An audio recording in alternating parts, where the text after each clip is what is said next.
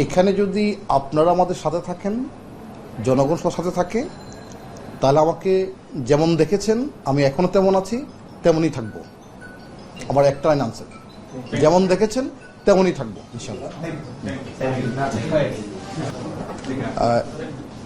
অপ্রিয় সাংবাদিক সহকর্মী বন্ধুরা, আসসালামু আলাইকুম।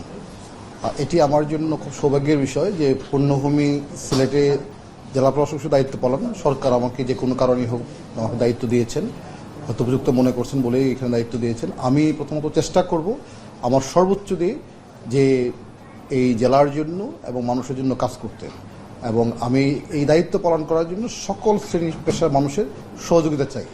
এবং আমি আশা করছি যে সবাই মিলে যখন কাজ করব সেটি অবশ্যই এই সিলেট একটি সুন্দর জেলা পরিণত হবে এবং সকলেই এটার বেনিফিশিয়ারি হবে।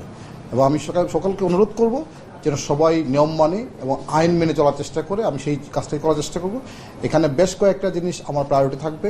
প্রথমত আইন শৃঙ্খলা, পরিবেশ, পর্যটন, শিক্ষা, স্বাস্থ্য, এই বিষয়গুলো আমার সকল কাজই প্রায়োরিটি থাকবে, কিন্তু এই কয়েকটা কাজের জন্য আমার স্পেশাল অ্যাটেনশন থাকবে। বিশেষ করে আপনারা জানেন যে সিলেট হচ্ছে একটি আমাদের প্রকৃতি কন্যা, সুতরাং প্রকৃতি কন্যা যেন প্রকৃতির মতোই থাকে সেটা আমরা সবাই মিলে চেষ্টা করব এখানে। এবং এখানে অবশ্যই ডেভেলপমেন্ট হবে, সবই হবে, কিন্তু সেটা হতে হবে সাস্টেনেবল ডেভেলপমেন্ট, টেকসই উন্নয়ন হবে, যাতে কোনোভাবেই কোনো পরিবেশের ক্ষতি না হয়। কারণ আমি নিজেও পরিবেশের ছাত্র, সুতরাং আমি চাইবো যে পরিবেশের জন্য সুন্দর রেখে উন্নয়নটা নিশ্চিত করা যায়। সুতরাং সেক্ষেত্রে আমি সকল শ্রেণী পেশার মানুষের, বিশেষ করে এখানকার যারা রাজনৈতিক নেতৃবৃন্দ আছেন, শিক্ষিত সমাজ আছেন এবং আমাদের এখানকার যারা মিডিয়া আপনারা যারা আছেন, এবং সকল শ্রেণী পেশার মানুষের সহযোগিতা হবে। আমি আজকের দিনে শুধু সবাইকে, সিলেটবাসীকে আমার সালাম এবং শুভেচ্ছা জানিয়ে আমি কাজ শুরু করতে চাই। আজকে দায়িত্ব নিয়েছি, আমি আশা করছি যে আমার এই সময়টা খুব ভালো যাবে এবং আমার জন্য খুবই একটা মেমোরেবল টাইম হবে সকলের জন্য। আমি সকলের সহযোগিতা চাই। ধন্যবাদ সবাইকে।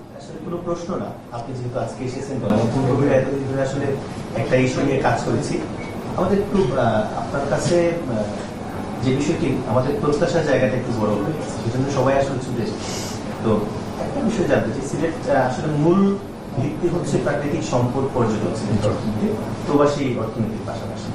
সেক্ষেত্রে বারবারই দীর্ঘ বছরের পর বছর ধরে প্রাকৃতিক সম্পদগুলো আক্রান্ত হচ্ছে সিলেটের মানুষ দ্বারা।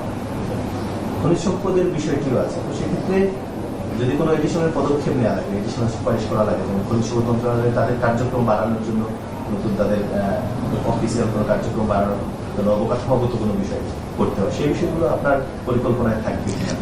এখানে অনেকগুলো বিষয়ই থাকবে। এখানে শুধু এটুকু বললাম যে একজন জেলা প্রশাসক হিসেবে এবং একজন মানুষ হিসেবে যতটুকু দেওয়া যায় আমি সবটুকু চেষ্টা করব। এবং আপনারা জানেন যেহেতু আমি সবাই কম বেশি আমাকে চিনেন, সুতরাং আমি চেষ্টা করব যাতে এখানকার এই খনিজ সম্পদ বা পর্যটন বা প্রবাসী বিষয় যতগুলো বিষয় আছে সবগুলোকে অ্যাড্রেস করতে, এবং তার মধ্যে কিছু বিষয় থাকবে যেগুলো আমি একটু বেশি অ্যাটেনশন দেওয়ার চেষ্টা করব। কারণ এখানে যে কয়েকটা বিষয় বললাম, তো সেই বিষয়গুলো অবশ্যই আমরা চেষ্টা করব। কারণ সিলেট যেহেতু একটা পর্যটন এলাকা এবং এখানে প্রচুর টুরিস্টরা আছে এবং প্রাকৃতিক সম্পদ রয়েছে, কোনোভাবেই যেন প্রাকৃতিক সম্পদ নষ্ট না হয় সেটা আমাদের খেয়াল রাখতে হবে। এবং এটা শুধু জেলা প্রশাসন বা জেলা প্রশাসন বা সরকারি কর্মকর্তা একা দায়িত্ব নয়, সকল স্টেক হোল্ডার সবাই দায়িত্ব পালন করতে হবে। কারণ সবাই দায়িত্বশীল না হলে কিন্তু করাটা খুব মুশকিল। এই জন্য আমি সকলকে দায়িত্বশীল আচরণ বা ভূমিকা রাখার কথা অনুরোধ করব।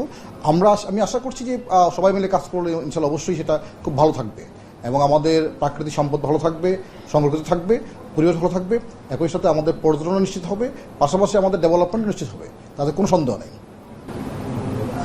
একটা প্রশ্ন হচ্ছে গিয়ে, আমরা এমন একটা পরিস্থিতির মধ্যে আপনি এসে জয়েন করেছেন।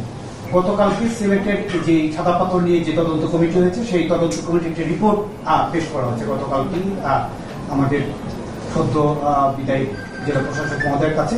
সেই তদন্ত কমিটির রিপোর্ট কি আপনার কাছে এসেছে কিনা এবং আপনি কবে এটা ইমপ্লিমেন্ট করবেন বা এটার পরবর্তী স্টেপটা কি আমরা জানাতে চাই?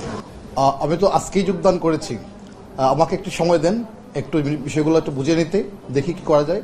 তদন্তের যে বিষয়টা তো আসছে সেটা দেখবো যে আসলে কোন কোন জায়গায় কি রিকমেন্ডেশন এসেছে বা কি করা উচিত ছিল বা কি করা যেত, কোথায় করা যায়নি, সেই বিষয়গুলো দেখি আমরা সেই অবশ্যই আমার ব্যবস্থা নেব। একটা জিনিস জানার খুব আগ্রহ, আপনি পরিবেশের ছাত্র বললেন, এই বিষয়ের জন্য জানার আগ্রহ সৃষ্টি হলো যে আসলে পরিবেশ বিধ্বংসী যারা, সেই চক্রটা এখানে খুব বেশি প্রভাবশালী। তাদের বিরুদ্ধে আসলে এখানে সেই তুমুল কাণ্ডের মধ্যে, পাথরকাণ্ডের মধ্যে আপনি কতটা সামলাতে পারবেন? আমি ক্লিয়ার করতে চাচ্ছি, ওর প্রশ্নের সাথেই আপনারা অতীত যেই অপারেশন গুলো আমরা দেখেছি, আমরা এখানে যারা আছি সবাই প্রত্যক্ষ করছি, সারা দেশবাসী প্রত্যক্ষ করছি, আপনার এই যেটি পাথর খেকো যারা তারা কিন্তু খুবই শক্তিশালী আপনি জানেন, তাদের বিরুদ্ধে আপনি আগে যেভাবে দীপ্ত পদচারণা আপনার দেখেছি বা কঠিন অবস্থান দেখেছি, তাদের বিরুদ্ধে সে ধরনের কঠিন অবস্থানে আপনি থাকবেন কিনা? এখানে যদি আপনারা আমাদের সাথে থাকেন, জনগণ সাথে থাকে, তাহলে আমাকে যেমন দেখেছেন আমি এখনো তেমন আছি, তেমনই থাকবো। আমার একটা লাইন আনসার, যেমন দেখেছেন তেমনই থাকবো ইনশাআল্লাহ। Thank you. Thank you.